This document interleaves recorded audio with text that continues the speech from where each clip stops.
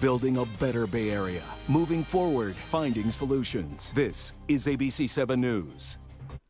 Good afternoon, and thank you for joining us. I'm Amma Dates. You are watching Getting Answers live on ABC 7, Hulu Live, and wherever you stream. We are asking experts your questions every day at 3 to get answers for you in real time. And today, we have UCLA law professor Diane Bernholz. She'll join us at 3:20 to talk about all the latest developments in the trial of Theranos founder Elizabeth Holmes. But first, there are several major headlines regarding the pandemic. The CDC has shortened the isolation time for asymptomatic people. Now, this comes amid growing concern about the Omicron variant and an uptick in cases nationally and in the Bay Area. So joining us to talk about all of that and the other COVID-19 news you need to know is Dr. George Rutherford, an epidemiologist at UCSF. Thank you so much for being here today, Doctor. It's a pleasure, Alma. Thank you for having me. Yeah, great talking to you. First of all, I hope you had a good holiday. Chaotic. Yeah, but yes. That's pretty much how the holidays go. Okay, so let's start right now with the rise in pediatric cases. All the kids are out of school right now. Hospitalizations in children, they're up 35% in just the past week. So what do we know about these cases? Do we know the ages of these children? I guess I'm wondering if they're vaccinated. No, well, some of them are old enough to have been vaccinated and some of them aren't. These data aren't coming from Northern California. They're coming from other places, so we don't have, a real hard count on them. But yeah, but you just remember that, if you go from 30 cases to 40 cases nationally, that's a 33% increase. So the numbers were so low to start with. You run into these problems of what does a percentage increase mean? I think that it's, we're still seeing it's, at least here in Northern California, it's relatively uncommon in younger children. Right. Yes. We do have, though, parents who are obviously and justifiably going to be concerned sending their kids back to school. Any advice for them? Because we have another holiday coming up, New Year, and then they're going to be heading back right after the winter break. Yeah, I think that, what I'd say is that you need to get your children vaccinated. If they're old enough to get boosters, which is 16 and up, they should get boosted. And if you've been out traveling and are coming back to the Bay Area, it'd be prudent to get tested before you went back to school, because people can pick up stuff during their travels. They can pick it up around here, obviously, as well. But that's one of I think that's one of the things that is going to bring some new cases to the Bay Area. So boosting if 16 and older, getting vaccinated, fully vaccinated, 5 to 15, and if you've been traveling, get tested before you go back. Do you think everyone should maybe get tested before they go back? It's a judgment call. Okay. I mean, first of all, there are not that many tests available. So if you're going to sort of try and sort by who's at higher risk, I would give them to people who've been traveling first. Yeah, that makes good sense. A recent survey out of the UK, which you've probably heard about this, finds that half of all colds are actually COVID. So they are recommending people get tested, even if it's just a stuffy nose. But as you said, in some places it's really hard to come by a test. So when do you decide that, maybe we should take a test? Well, it's hard to come by home tests. Yeah. I mean, I think if you go to your doctors, you can get referred to a laboratory, you can do a PCR test. And you should make the assumption that you're infectious and go home and quarantine or isolate until you get the results back. Yeah, and we have seen a huge demand both here in the Bay Area and around the country. So if people are having a hard time finding a rapid test, can't wait in line to find a site, but you say it's still fairly easy to go to your doctor and be able to get tested. You may just have to wait a little bit longer for your results. Right. Because the PCR test will, they'll go to a commercial laboratory, and will take a while to come back, like a day or two. Yeah. But that's the best, that's one way to do it, clearly.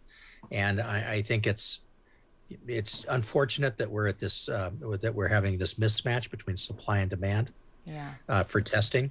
But we are nonetheless having it. And I think the only thing I can say is, please have some patience and think of other alternatives for getting tested. But I think the UK supposition is sobering, that half of upper respiratory infections are going to turn out to be COVID.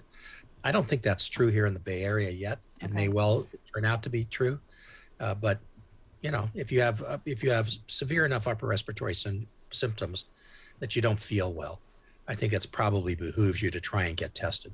Yeah, for yourself, for other people, you know, we got to protect each other at this point. And don't forget that we have drugs and antibodies too that we can give people who are at risk of developing more severe disease, older, underlying disease, underlying medical conditions.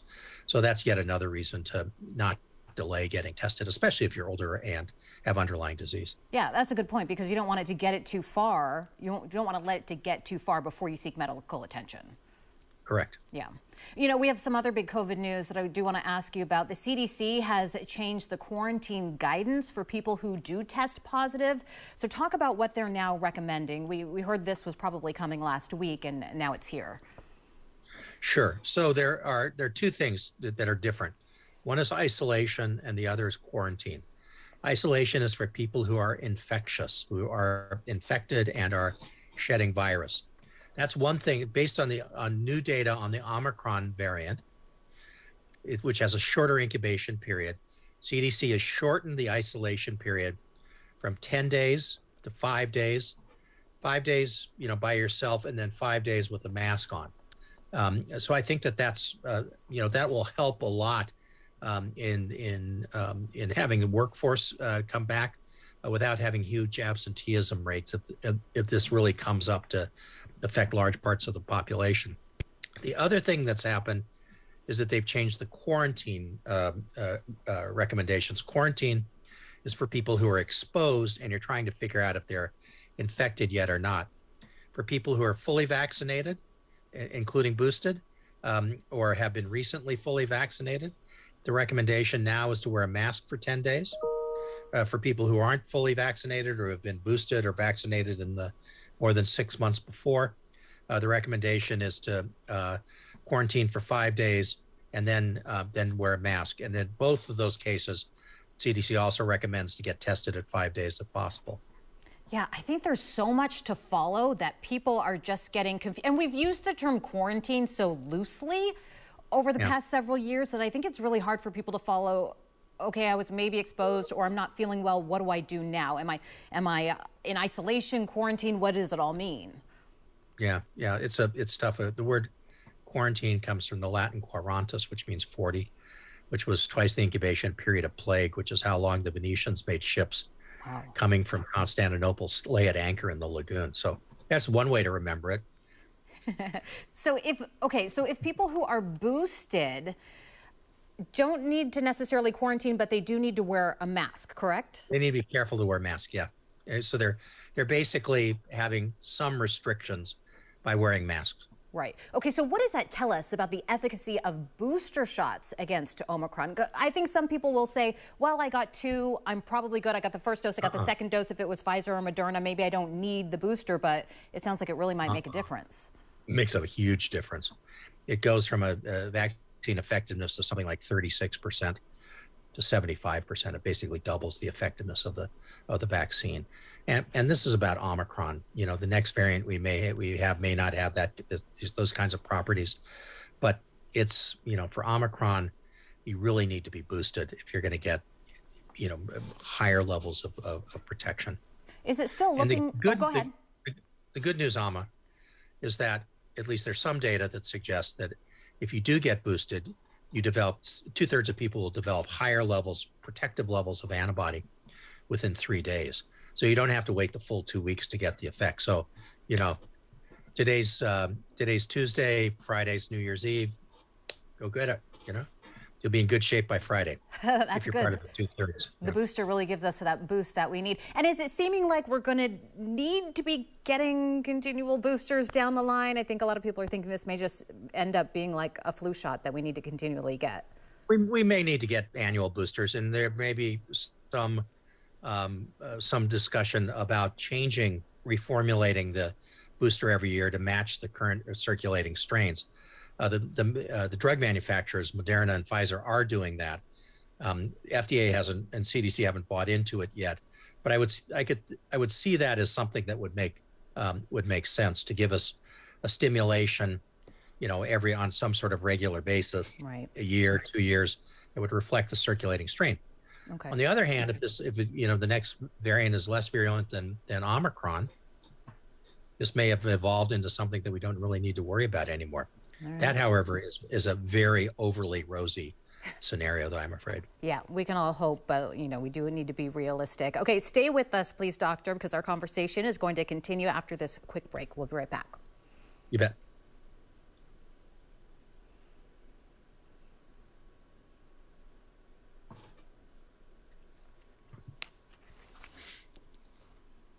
Okay.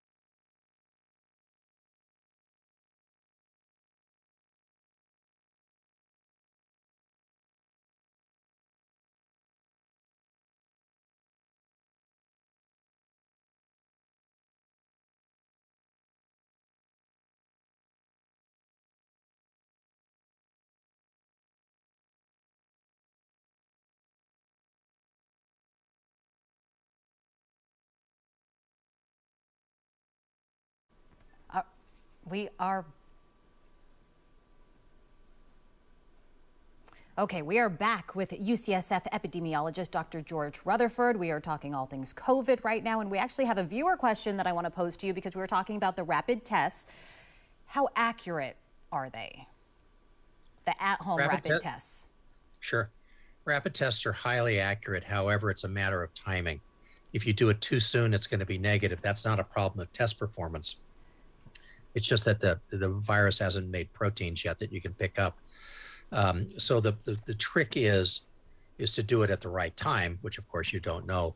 But if you know when you're exposed, it should be positive by at least by day 3 after that exposure. So, doing it beforehand and it's negative doesn't really mean a lot until you get to day 3 and 4.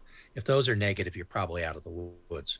Okay, so if you were at a big Christmas gathering on Saturday, even if you're not quite feeling well, it's when you take the test. So Saturday, Sunday, Monday, about now, Tuesday, maybe if you're safe, Wednesday, it's really the timing. Yeah, exactly. It's just a matter of timing. Okay, and we are in that busy time period where people are gathering for the holidays. Christmas, New Year's is coming up next. What do you predict for the coming days and weeks? Well, people have used the term a vertical wall of Omicron in terms of the case counts. And, why that's a little overly dramatic, possibly in a population that's as highly vaccinated as that in the Bay Area. We are going to see increases. San Francisco now has more cases being reported than it did in the height of the summer. But what we're not seeing are hospitalizations. And that's what the real bottom line is here. What we're trying to do is keep the hospital beds open, and not only to take care of people with more severe Omicron infection or more severe COVID, but also everybody else who needs to be in the hospital, who, if you get in a car wreck, if you have a heart attack, if you have a stroke, if you fall down and break your hip, all those other people who need to be in the hospital acutely or for scheduled procedures. We want to keep those beds open and keep healthcare ticking along. So while there may be a vertical wall of cases coming, I don't really see that there's a vertical wall of hospitalizations coming, at least here. In places where people are very under vaccinated, they may see a lot more hospitalizations. And I'm starting to feel that in the East a little bit now. Yeah. Do you think the big celebrations like New Year's Eve, fireworks, I mean, obviously they've scaled down Times Square a bit this year, but Yeah. do you think those things should still be canceled? I think that you can do those sorts of things as long as they're outdoors. But please remember, this is an important thing. Wear 2 masks, and you know, don't try and look like the Sundance kid with a mask pulled up, a bandana pulled up. Wear a surgical mask and wear an N95 or a KN95 or whatever you can get your hands on. I think double masking is going to be important, but you got to use the real masks and no more homemade stuff. This is more transmissible. You need to be much more careful. Try and keep distance, and and do as much outside as you can. So, okay, that brings me to, let's talk about the N95 versus a cloth mask. So you're saying maybe we shouldn't be doing the cloth mask, we should be doing the N95 or one of the blue surgical? Yeah. Right. If you can see through it, it doesn't work enough. It doesn't work well enough for this. Okay, that's good to know. I see a lot of cloth masks out there, or at least double up is what you're saying. Yeah. Even better, double up with the right ones. Yeah, that's a good point. So let's talk about the cases that are up in the Bay Area. I mean, Marin County is on pace to set another record. San Francisco could set a new 7-day high for cases. Tell us about the strength of Omicron, what this says about that. It just says it speaks to its transmissibility. Okay. Omicron also has some mutations that make it more difficult for the immune system to recognize it among people who have been previously infected and among people who've been vaccinated. But the vaccines, they're 75% effective with boosters, and that's our best shot. And then if you want an additional layer of protection, that's when you get into masks, avoiding crowded indoor places with people whose vaccination status you don't know, those kinds of things. I think the city is really cracking down on large events in terms of letting people in who are unvaccinated. I could be wrong, but that's my reading of the most recent city ordinances. Mm-hmm. So when people say, is it safe to go to the Warriors games? I think the answer is yes. Okay. Because people are all vaccinated, all boosted, unless they're little kids, in which case they're tested. And everybody has on masks. All right. And good if I were to info. go, I'd wear 2 masks, but that's just me. Mask up, get your booster. Hearing it straight from the doctor. Dr. Rutherford, thank you so much for chatting with us today. We could go on forever and ever with the COVID questions, but I'm going to let you get back to your day and your holiday, so we appreciate your time. Thanks a million, Amma. Take care. Take care. We'll talk to you again soon, I'm sure. Okay, we are going to be right back with a UCLA law professor. We will discuss the Elizabeth Holmes trial as deliberations continue today, so stay with us.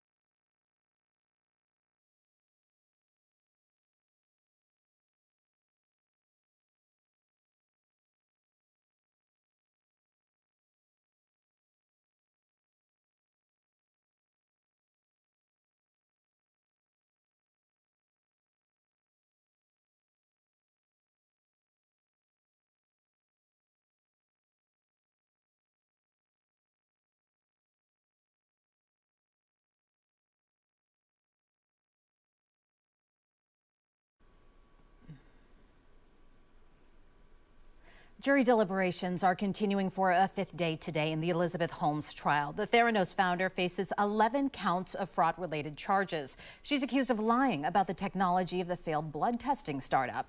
And joining us now to discuss where the case goes from here and when we might expect a verdict is UCLA law professor Diane Bernholz. Thank you so much for joining us today. Thank you for having me. Yes. These flood cases can have very long deliberations. This trial went on for several months. The prosecution put on close to 30 witnesses. There are many documents. The jury, as you said, is evaluating 11 separate counts, 2 conspiracy counts and then 9 wire fraud counts. And these cases can take a long time for the jury to sift through, and it just means that they're doing their job. So you're not surprised at all that we have gone about a week without getting a verdict. Any expectation? When might you expect a verdict? That's a good question. It's hard to predict.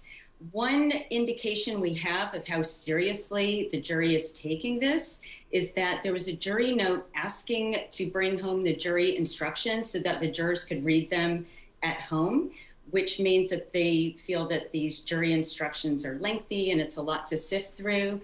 And the judge said, no, you're not allowed to bring these jury instructions home. You should only deliberate with the other jurors in the jury deliberation room. But it's an indication that the jury is going methodically through these jury instructions. There are so many documents to sift through, evidence to review. And in fact, they have asked for one piece of evidence to be reviewed. And what they did is they listened to a tape of Elizabeth Holmes making representations to the investors. So they surely found that that was important. And that tape was a key part of the prosecution's theory as to Elizabeth Holmes making misrepresentations to the investors. Yeah, what did you make of that? What do you think they were hoping to clarify? I mean, people have said that she could be very persuasive. I don't know. Talk about that. I believe the jury wanted to hear her exact words. What exactly did she say to those investors in that phone call when she was making representations about Theranos's relationship with the military and with various pharmaceutical companies? And again, the prosecution was relying on some of the statements that she made in this tape recorded conversation with investors. And that's part of the prosecution's theory, is that she was making material representations to investors with the intent to defraud and the intent for them to wire money over to Theranos to invest in what turned out to be a fraudulent blood testing machine. Yeah. Do you think that that the jury found her sympathetic? Even a former Stanford classmate said that she believes she sounded sympathetic in court. Do you think her personality is going to influence how this case turns out? I believe her credibility is critical to the jury's deliberations here. The judge should instruct the jury, and surely did instruct the jury, that sympathy itself is not to play a part in the jury's deliberations. The jury is supposed to look at the evidence. They're supposed to look at what she knew at the time she made representations. Did she act with the intent to defraud?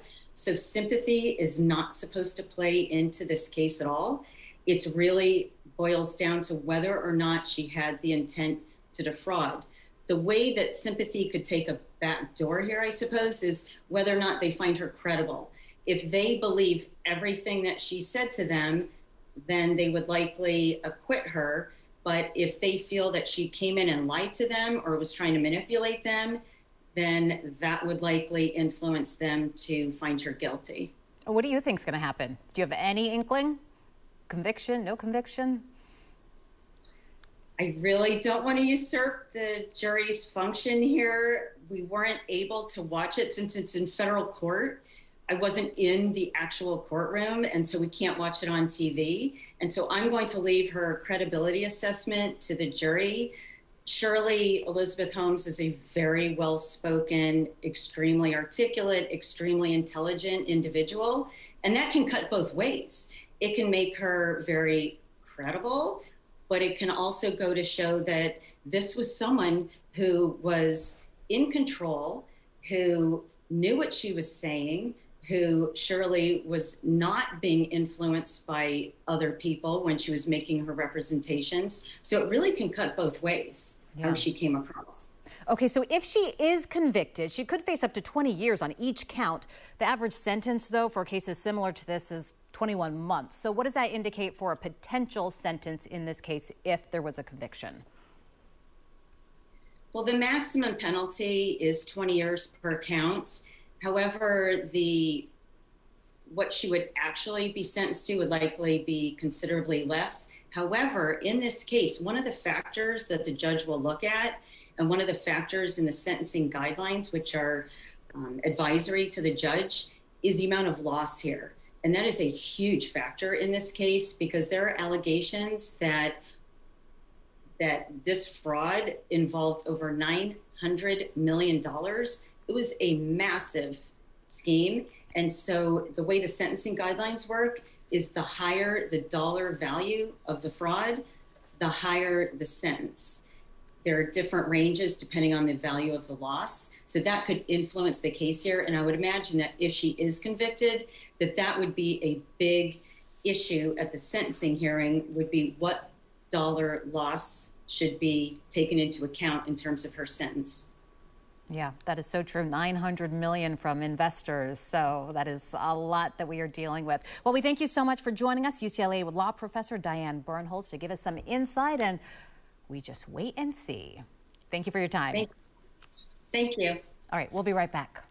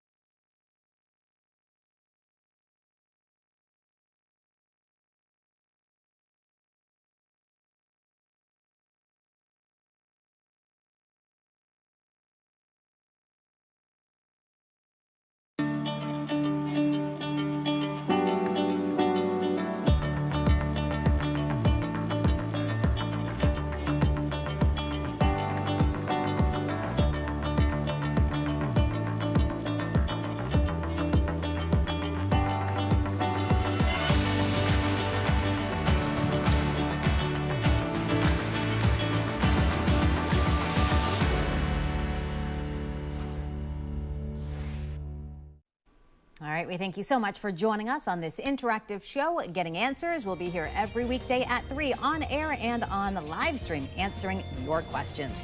World News Tonight is coming up next, and then we will see you at 4 o'clock.